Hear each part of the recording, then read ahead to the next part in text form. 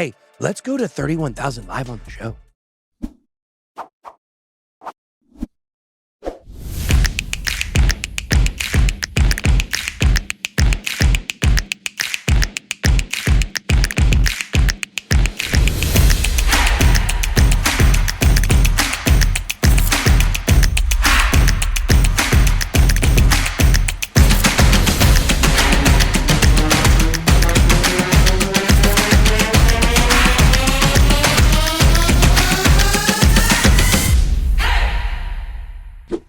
I don't think CoinMarketCap factors Pepe in, actually. It probably doesn't right now. CoinGecko does. Well, Oh, actually, maybe it does. They've got it ranked now 39. They didn't. Maybe it's 39. That's what it says on CoinMarketCap. Wow.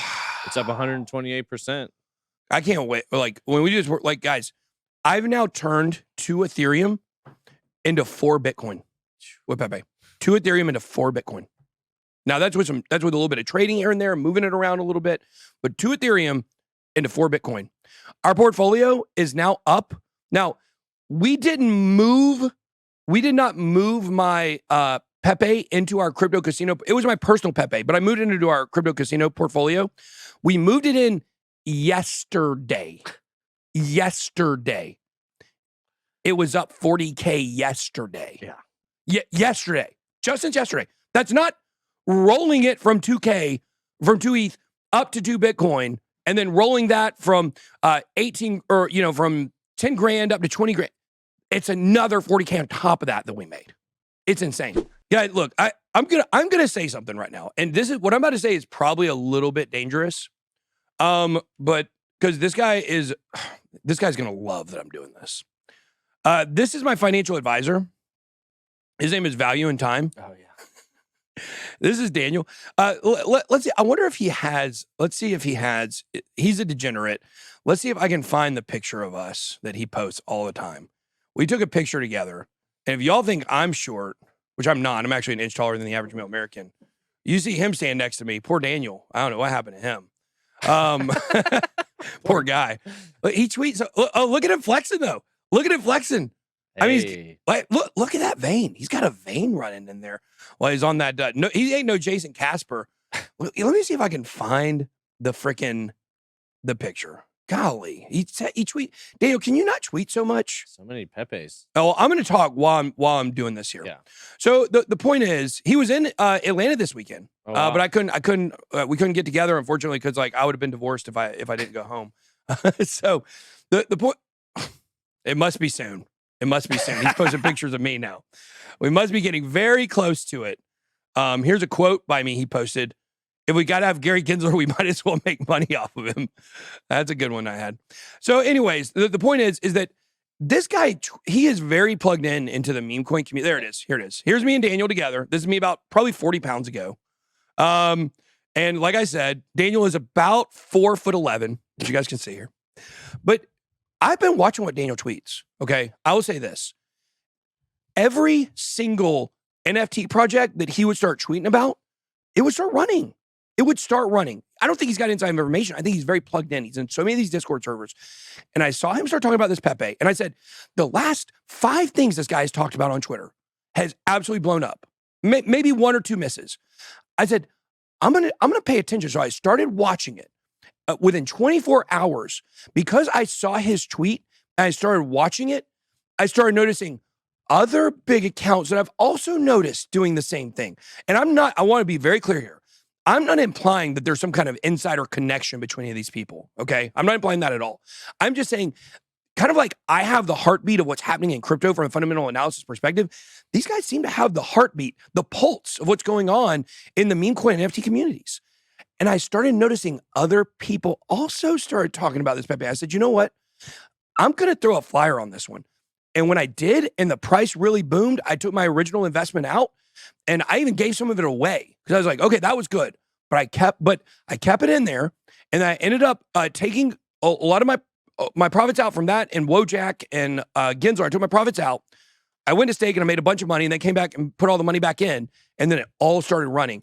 And so that is how I got in Pepe. There was nobody gave me a tip. I was literally just on Twitter. You just have to pay attention. You have to pay attention to accounts and see how they do. He's going to get a lot of followers now. So you're welcome, Daniel. We had a thing one time where I made fun of his pubic hair on his chin, but we're good now, I think, over it. Because I don't know if you can tell, like he's clean shaven there, but he had a profile picture. He needs help with his beard, kind of like Miles did yesterday. But the whole thing is just pay attention to the culture. Guys, the education is on YouTube. The culture is on Twitter. And the culture is what generates these meme coins and NFTs moving. Guys, this is not crypto. These have no utility. These have no real value. This is why we call it the crypto casino portfolio. Because it's just, you might as well be going to stake in some regards. Sometimes you get a sense that some of these might be moving, but the same way, like when you're on a good run of cards in a card game, and you say to yourself, I think my luck changed. I need to get out now. If you keep playing, the odds in any casino gambling game will tell you, if you continue playing, you will always end up at zero.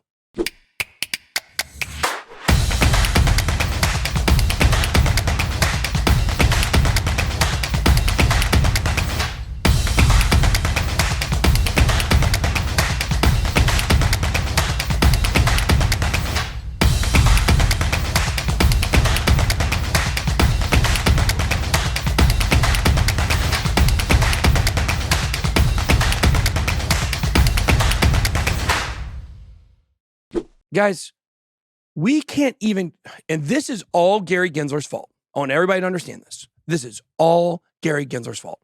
We should have perfect crypto regulation and clarity right now. We should have it. We tried to give it to him. They wouldn't take it.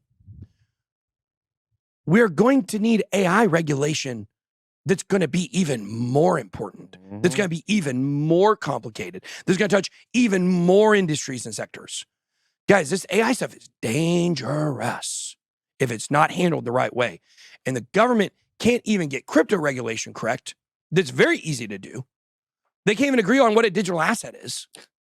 Like when I went to California, state of California, they had just performed a bill to create a definition of blockchain. Like, guys, we had a definition of blockchain back in 2010, okay? It's not complicated. It's not. It's an unwillingness to regulate. And you know, when you think of, God, which one is which? It's Metcalfe's Law and then Moore's Law. Moore's Law is the one that is the, Metcalfe's Law is the rate of adoption. Moore's Law is the technology doubles and the price gets cut by 50% every 2 years. Yes. I believe, right? Basically, like computer space doubles every 2 years and the cost gets cut in half. We've broken Moore's Law now. Now it's increasing at a faster rate and getting cheaper at a faster rate. So what does that mean? Okay. What does that mean for this? What does this have anything to do with what I'm talking about here?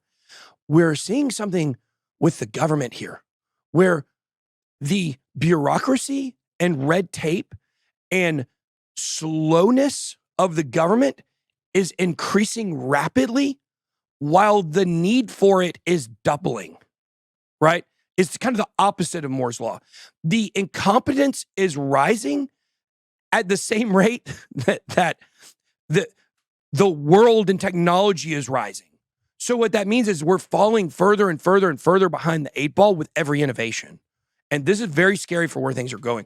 When metaverse is here, because it will be here one day, and we're going to be like, holy crap, this came so fast. I know it feels slow right now because it was a big thing, but we're going to have regulation and laws around that stuff. So they've got to get there. They have to get on the ball here. And I think this is good for crypto because they're going to have to, at some point, they're going to have to lean on industry leaders to get this done because the government just ain't going to be able to get it. No, it doesn't. I know who Mark is. I retweet him all the time. I got 500 retweets that I've done of stuff that he's done. So I really want to kind of go into that and talk about that for just a minute. Guys, I was trending last night because of this interview, as you guys can see here. There we were trending again. There aren't a lot of other people in crypto that trend. I tend to trend about once a month. And why? This is what my haters look like. BitBoy, BitBoy, BitBoy. They love talking about me. They sure do love it. I adore them as well. I mentioned yesterday we were gonna do the BitBoy theme song because I mentioned ZipBoy. Now ZipBoy's an actual character. I want everyone to understand what you're about to watch. You're about to watch the original BitBoy theme song, which was supposed to be what this show is about. This channel was supposed to be a cartoon about a character, a comic book superhero named Bitboy, a blockchain crime fighter. Justin Williams, CEO of Vimeo, is the guy that came up with the name. He had a turtle sidekick named Hodl. I came up with that. But I created all these characters. I animated this entire video. I did all the graphic design on it. The singer on the song is my brother-in-law. Did we name the Lambo Eddie Parrott? We named the Lambo Crystal. That's what we named the Lambo. Named it what? Crystal with a K. Crystal with a K. Because I love chili cheese pups. All right. So here we go. Are y'all ready for this? Yes. Let's go ahead. Let's go full screen it. Well, that's not going to work, actually. Let me go back. There we go. Okay, here we go. Y'all ready? Just zoom it in. It's 40. Yeah, good call. All right, here we go. Now, how many views does this have on it? 2,000. It says 2,000. Where? 2.3. Right there. Oh, right there, right there. They always are moving this around. All right, here we go. Volume on? Yeah. There we go. When the signal hits the sky, I'll be there on the double. He's the one you need to call when your crypto's in trouble. He's got a huddle on his side and a blockchain in his hand. He's always there to stop evil Dr. Flood's plans. He can even save the world's worst Bitcoin junkie from taking bad advice from FOMO, the nervous monkey. He's Bitboy. He's Bitboy. He's not Zipboy.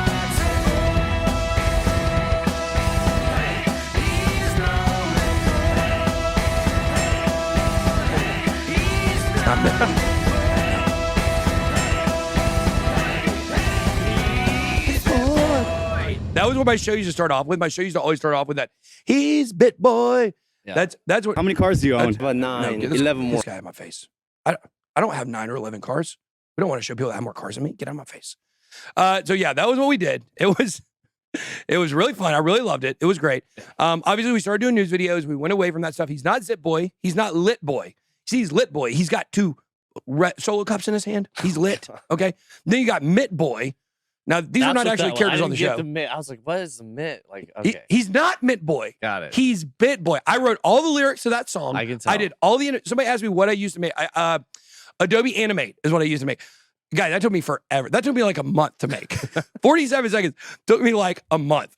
So, yeah, cringe. Well, you know what? That's why we went away from it, okay? No, it was not cringe. It was just somebody that was trying to create something funny. Yeah. That was trying to create, a show that didn't have the skills to animate and try to learn. I learned how to do a lot of stuff making that video. That's how you learned animation's very difficult and very time consuming. And that's why I decided to start doing the news videos. So you need that to be the intro from here on out. Yeah, the song went pretty hard. Pretty hard, didn't it? Somebody said Pit Boy. That would have been a good one.